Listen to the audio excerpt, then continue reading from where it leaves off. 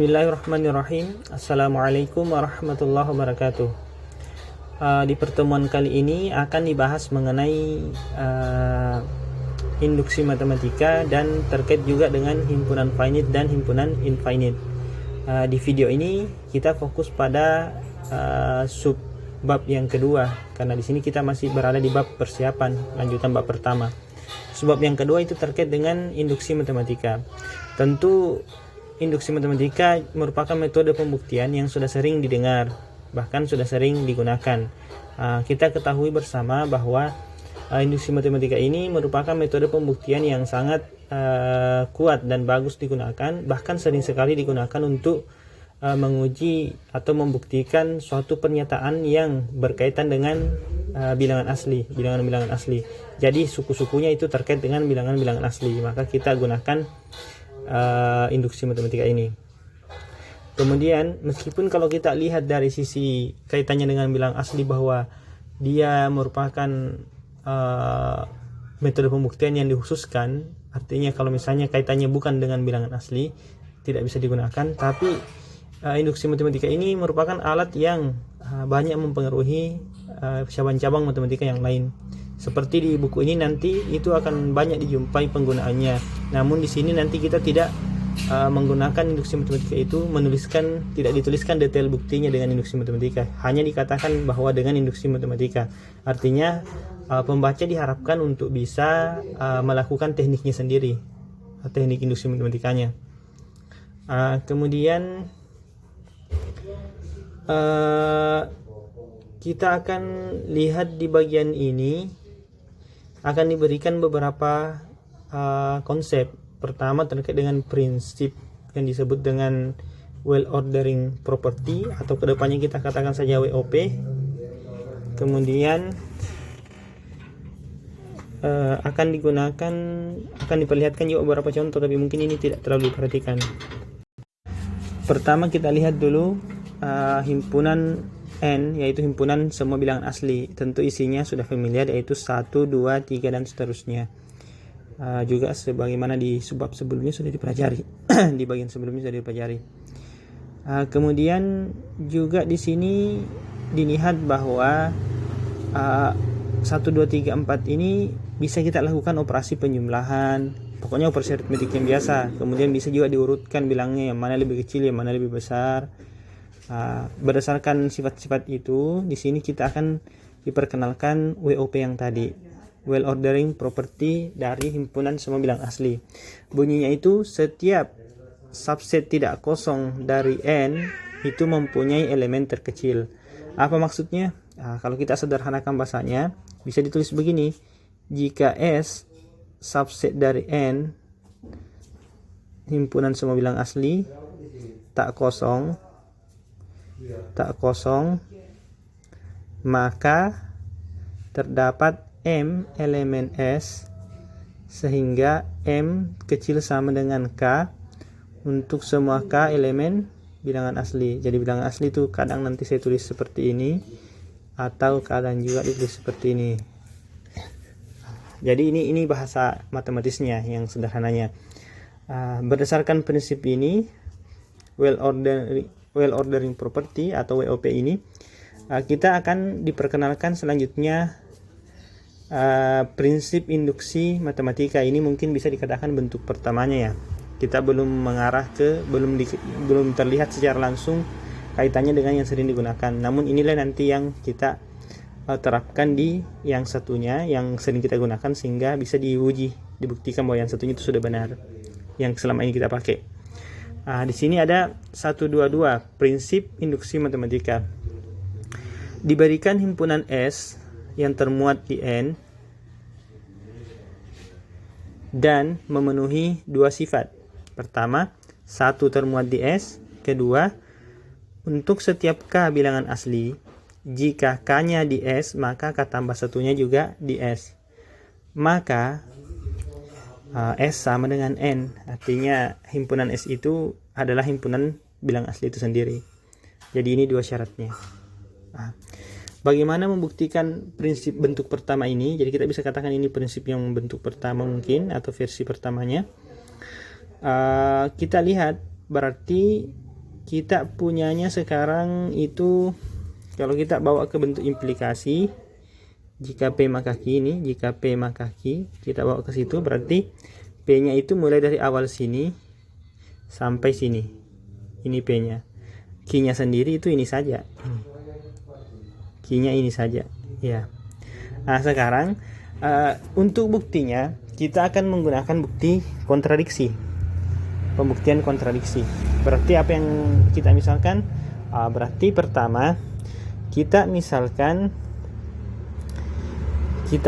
terlebih dahulu S subset dari N dan memenuhi 1, 2. Tapi kita katakan, ini kan kontradiksi, tapi kita katakan S itu tidak sama dengan N. Tapi karena S-nya itu subset dari N, maka tentu kalau kita anggap S tidak sama dengan N, berarti ketika N kita kurangi dengan S, maksudnya ini N dikurangi S, itu tentu menjadi tidak kosong, karena kan tidak sama, dan S itu termuat di N. Karena dia tidak kosong, berarti, dan ingat kalau N itu dihilangkan himpunan S-nya, berarti kan dia masih subset dari N.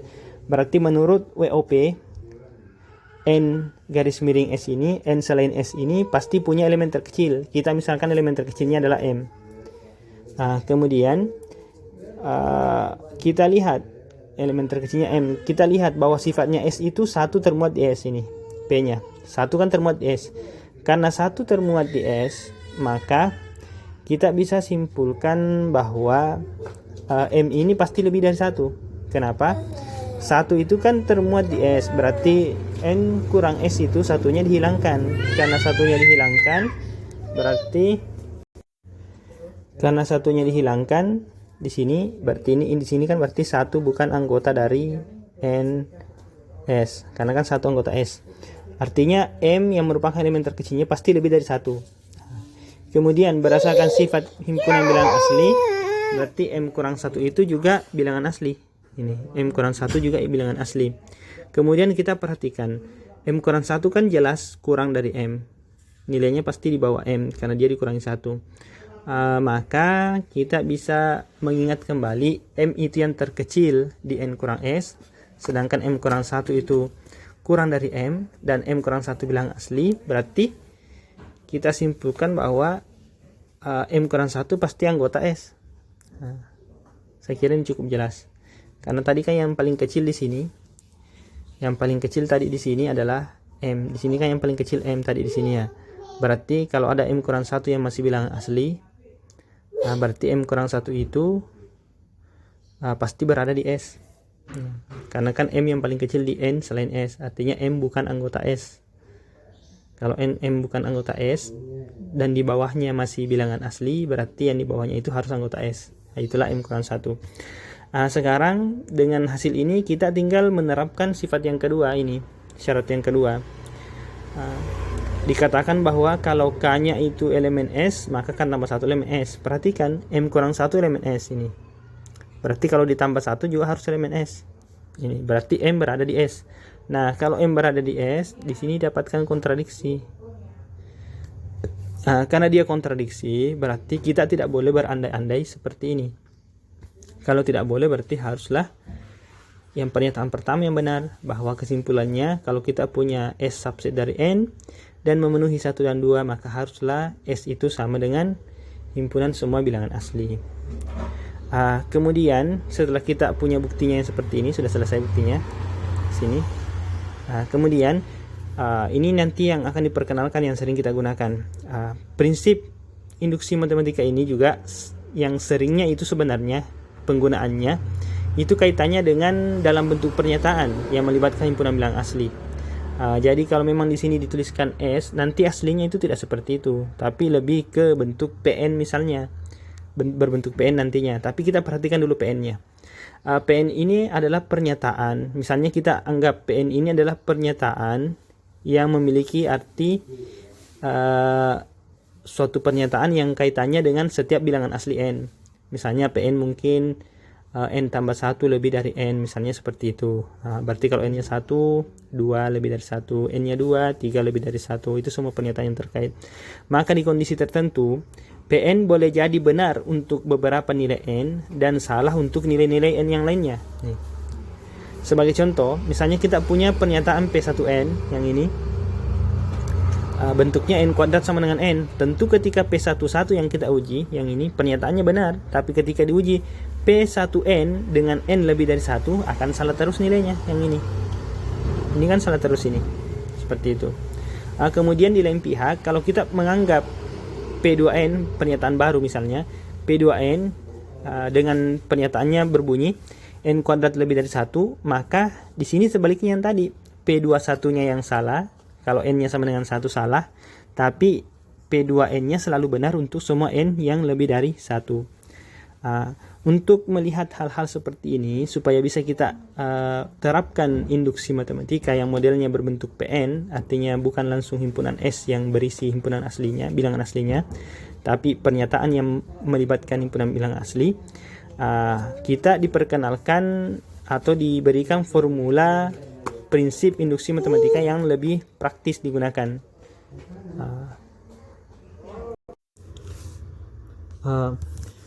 Jadi kita akan diberikan formulanya, tapi ini pun sebenarnya belum bentuk yang praktis-praktis sekali digunakan, tapi setidaknya ini sudah lebih mengarah ke yang ingin digunakan atau yang sering digunakan. Bunyinya itu, untuk setiap n bilangan asli, misalkan Pn adalah suatu pernyataan terkait n yang bergantung pada n. Misalkan berlaku, pertama, P1 benar. Yang kedua, untuk setiap K elemen asli, jika PK-nya benar, maka PK tambah 1 juga benar. Maka kesimpulannya, Pn bernilai benar untuk semua N bilangan asli. Kaitannya dengan teorema 122 yang diberikan di bentuk himpunan S tadi, itu tinggal kita definisikan S-nya. Jadi definisikan S-nya seperti ini, maka akan selesai. Atau langsung mirip dengan yang 122 tadi. Jadi misalkan S sama dengan n bilangan asli di mana Pn-nya benar. Kalau sudah seperti ini modelnya, berarti kita tinggal menerapkan apakah P1-nya benar. Ini nanti P1 benar, berarti di sini sama saja kalau kita katakan kalau P1 benar, berarti kan satu anggota S terpenuhi yang tadi yang 122 syarat pertama. S-nya kan subset dari N, sudah jelaskan ini dari definisinya. Kemudian yang kedua, untuk setiap K elemen asli, PK benar. PK benar berarti K elemen S. Berakibat PK tambah 1 benar, berarti berakibat K tambah 1 juga elemen S. Maka ini sudah mirip. Apa artinya kalau sudah mirip? Berarti harus disimpulkan berdasarkan 122 S itu sama dengan himpunan semua bilangan asli. Seperti itu penurunannya. Kemudian kalau kita lihat bentuk ini, maka kita bisa katakan, atau di sini penamaannya sebenarnya, PK ini diistilahkan sebagai hipotesis induksi. Hipotesis induksi PK-nya. Dan itu yang kita umpamakan benar untuk menunjukkan kebenaran PK tambah 1. Saya kira itu tidak terlalu masalah karena prinsipnya mirip dengan membuktikan bentuk implikasi. Ketika membuktikan bentuk implikasi, ini kan bentuk implikasi ya. Ini P-nya, ini Q-nya. Ketika membuktikan implikasi kan misalkan P benar, kemudian dengan informasi yang ada tunjukkan bahwa Q juga harus benar. Berarti kan sama saja ini yang ada di bagian dari syarat induksi ini. Berarti dia implikasi ya. Kita asumsikan itu benar, kemudian tunjukkan ini benar supaya nanti kesimpulannya berlaku untuk semua N bilangan asli. Seperti itu. Kemudian di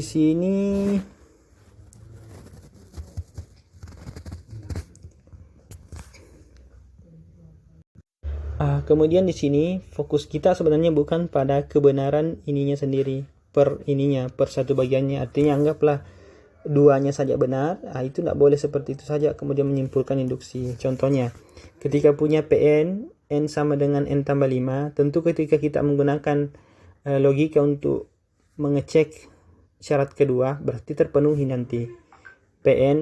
Jika Pn N sama dengan N tambah 5 dianggap benar, ketika ditambah 1 nanti akan benar juga, karena n tambah 1 sama dengan n tambah 1 tambah 5 kan jadinya juga n sama dengan n tambah 5, berarti benar juga kan.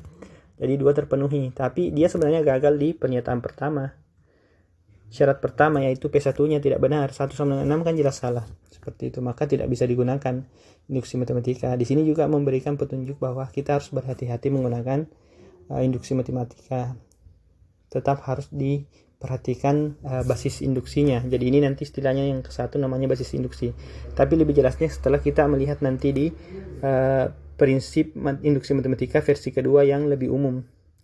Tentu di sini maksudnya terkadang PN nanti itu kebenarannya bukan dimulai dari n sama dengan 1, tapi mungkin n sama dengan 2, n sama dengan 3 atau berapa. Nanti di bentuk umumnya dianggap dia mulai benar di n0.